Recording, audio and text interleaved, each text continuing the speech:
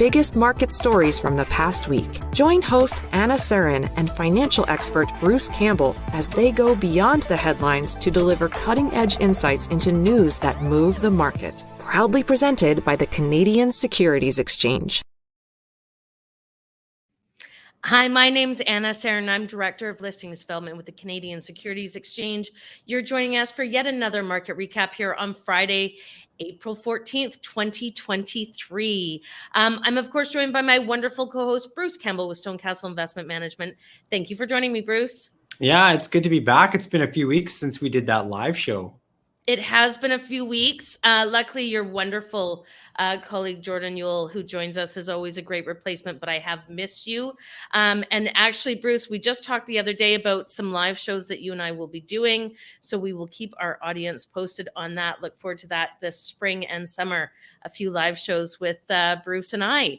Okay, I'm going to jump right into it because we missed last week because of Easter weekend. We're already there.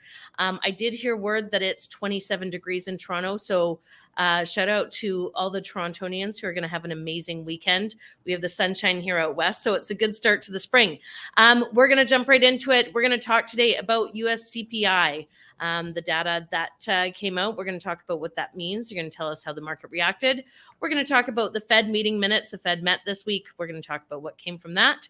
We're going to talk about short positions at current high levels and what that means for the market. You're going to tell us about the University of Michigan one-year expectations. This is a data point that we do tend to follow, what that is and what it means. And then, of course, we're going to get into some CSE issuer news.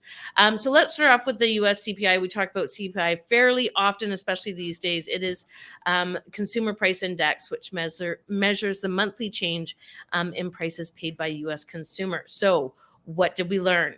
Yeah, the last 16 months, this has been pretty much what we talked about nonstop.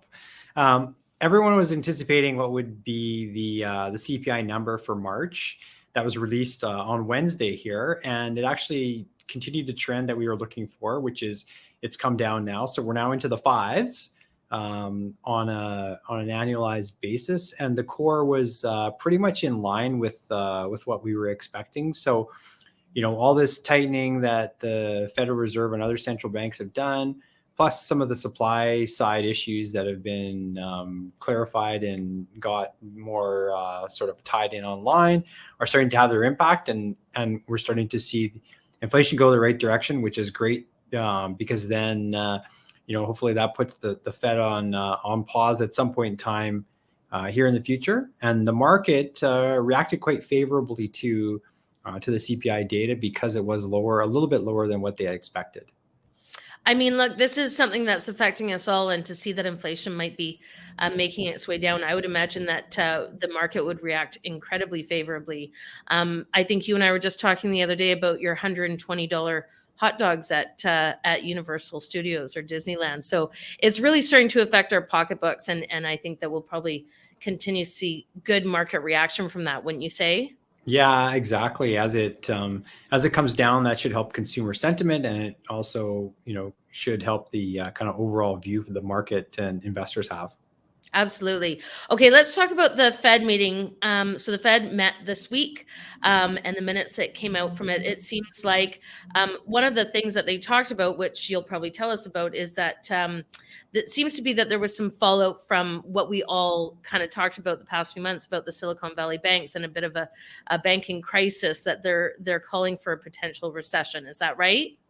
Yeah, I mean, that was kind of the big headline. It came out the same day as the CPI data did, was the minutes from their last meeting, and that was kind of the big shocker. The market was up with the CPI data, and then with about I think it was the last hour of trading, the Fed minutes came out, and they talked about there being a mild recession. Very rarely do the Fed meeting minutes have the word recession in them. It's just something they generally try to steer away from. It's you know, it's a little bit political when you start talking about recession.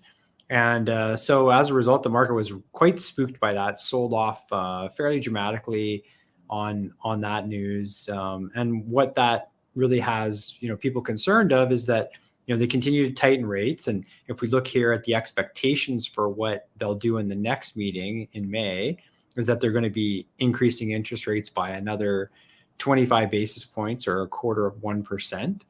And the market now is worried that if they see a recession and they're tightening, are we going to see sort of that double slowdown? The recession hit at the same time as they continue to tighten, and all that tightening has its impact. What could that mean? And that, of course, spooks investors, and they sell and want to sit out somewhere that's going to be safe.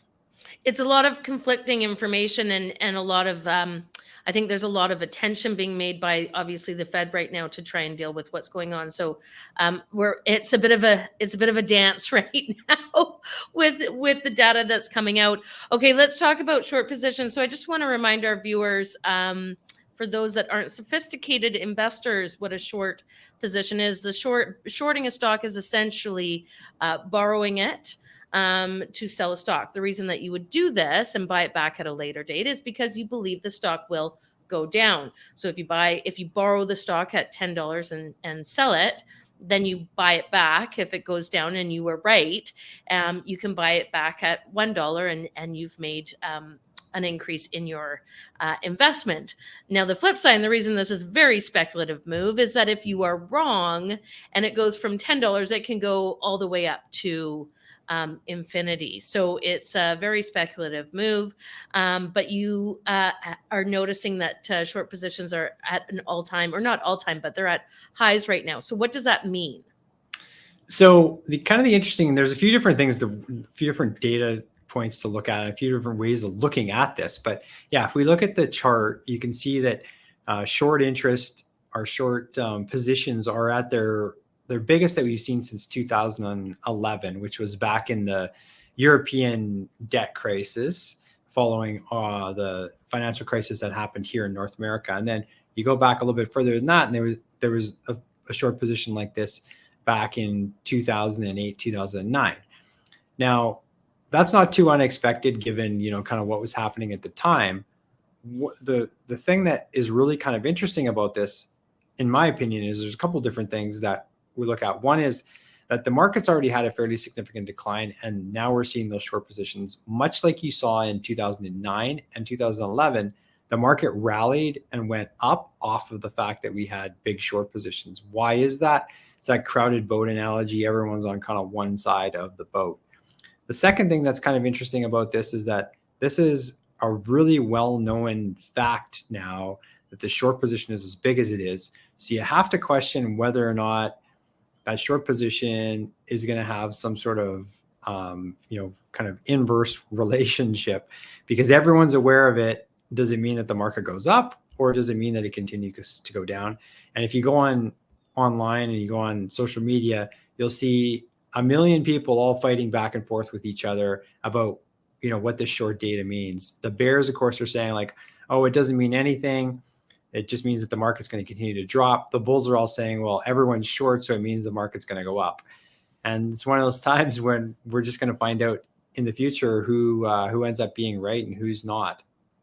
Right. And I mean, I think the thing is what we talk about a lot is this kind of investor sentiment. So probably the scariest part is that there is a lot of short positions. Do you think that maybe there's more short positions mainly just because people are more aware of shorting than maybe they were not that long ago? I mean, the meme short squeeze that we experienced in 2022, there might just be that many more investors who are aware of the strategy. Do you think it could be that simple? Potentially. It's still challenging. I mean, the one thing that there's been, several rule changes and regulation changes on shorting. And so that data is actually looking at it from the index level. But if you drill down into the stock level, keep in mind that you have to have a secure borrow. So that means if I'm shorting a stock, I have to have talked to a broker who said, yeah, I can get that stock for you. So before you can short, you need to have that borrow range. Whereas in the past, you didn't have to the same degree. You were supposed to, but a lot of people circumvented those rules and just went short where they were not in a position where they had borrowed the stock. So that's always something that you sort of have to work into that. And then the second thing is, like, now there's a lot more ETFs that are out there that people are able to buy that do the same thing. So they're inverse ETFs. So there's inverse ETFs on stocks, there's inverse ETFs on sectors, and there's ETFs on markets themselves. So it's a little bit easier as opposed to going through that whole process where you got to borrow the stock and secure your borrow and pay any dividends that might get paid out. You can just go out and buy a position in one of these inverse ETFs, and they do all the mechanics in the background to make sure that you profit if the market goes down or the security goes down. Yeah, it definitely would increase if the human element of doing that strategy, all of a sudden, if it's being computerized, that always changes, how quickly it happens on the market and how the market reacts to it. Okay, well, that'll be interesting to watch and see what happens, because if those short positions are right, it means that there's a lot of stocks out there that are going to go down. If they're wrong, it's not going to feel very good in their accounts when they get their margin calls and need to take care of those short positions. So it'll be interesting to watch that. Okay, we're going to move along. We're going to talk about the University of Michigan has 1-year expectations. So I didn't know about the University of Michigan and that they were part of this data collection, but they measure the percentage that consumers expect the price of goods and services to change during the next 12 months. So this is new to me. So tell me about this data. Yeah, so this data came out this morning, and if you remember, kind of, you go back in history. So Wednesday was CPI and the Fed notes, and the market dropped. And then yesterday, the market kind of looked past all of that and was happy. It started this morning on a kind of happier note, positive. And then this University of Michigan data came out, and there was really 2 pieces of data that came out from University of Michigan. First was this inflation expectation, and it jumped from 3.6 was the expectation, and it actually came in at 4.6. Doesn't mean that that's where inflation is going to be, but that's where consumers feel inflation is going to be. And a big part of that probably has to do with the fact that we've started to see energy prices move up. We've seen the price of the gas pump move up. We've seen gasoline futures start to move up. And so, that's something that directly hits most consumers almost immediately. And so that came up. That being said, and the market sold off on that data. Like most of today's downside started once that University of Michigan inflation data came out. But the interesting part is that even though the expectational data is that inflation is going to go up at a faster rate than it has in a couple of years, the consumer also consumer sentiment that University of Michigan comes out with actually was higher than expected. And so that's kind of interesting as well, that we are kind of getting into this mindset where we are willing to accept some inflation. And this is one of the things that the Fed said they really wanted to get away from, was they didn't want people to just kind of build in that they were going to have these high expectations on inflation. And that's why they were being so aggressive to try to cut inflation and bring it down as fast as possible. So that's exactly what we have seen, is that, the consumer expects inflation to be higher, and their expectation on, sort of just general feeling is also higher. So that was kind of not what you would have expected, but it's definitely interesting. It is interesting. Yeah. I mean, I think this is probably all of the stuff that we've talked about today. I think for anyone of a certain age and younger, this is the first real experience that we're having in very high inflationary periods. So this is all very interesting to watch and see how it's going to play out. Okay, we're going to jump into my favorite part of the show, the CSE issuer news. We're going to talk all things uranium today, and then I'm going to ask you, your thoughts on it. So 2 big stories that came out. A CSE issuer, Traction Uranium, it announced that it is doing up to a $5 million private placement. I believe a big portion of this is flow through shares. Traction Uranium Corp is in the business of mineral exploration and the development of uranium discoveries. 3 of their projects are in the world-renowned region of Athabasca. And that's one of the big regions, I think, in North America for uranium. So congratulations to them for doing a nice big private placement. Also, an announcement from Labrador Uranium. They announced an acquisition of Angelac property. This property is out of Nunavut territory, and I think it's quite a large property. I think it's now getting known as kind of one of the secondary kind of spots in Canada or in North America as far as uranium exploration and development is concerned. So congratulations to both of them on some big endeavors in both of their ventures. Now, uranium, we've seen, I wanted to ask your opinion on uranium. I think we hear it, as we've gone through PDAC and VRIC and, the various mining first portion of the year, we hear the word uranium a lot. And it's definitely been on the rise. I saw some data that said it's kind of been on the rise more on a percentage basis more than 1968, but I think really it's kind of started its rise in the past 12 years. There is some supply and demand issues that are involved with it as far as necessity, and I think some geopolitical issues as well based on what's going on with Russia and Ukraine. What are your thoughts on the uranium space? Yeah, I mean, if you look for alternatives for energy in the next, 2 decades, 4 decades, you got to believe that uranium is going to be a big part of that. We can't continue to rely on fossil fuels the way we have for energy production. And so I do think that, the uranium sector is going to have a tailwind behind it for multiple decades here as, more countries decide on using it as an energy supply versus fossil fuels. Absolutely. And am I correct in saying that kind of those two locations I just mentioned are one of the more rare places that you'll find it in North America? Is that an accurate statement or somewhat accurate? It's somewhat accurate. Yeah. I mean, the Athabasca Basin is kind of the, primary uranium mining area. There's also some other areas down in the U.S. that have, fairly good uranium deposits as well. Well, it'll be interesting to watch them. Congratulations again to both Traction Uranium and Labrador Uranium. Press releases can all be found on our website at www.thecsc.com. Listen, Bruce, it's a gorgeous weekend, but what should we think about going into next week?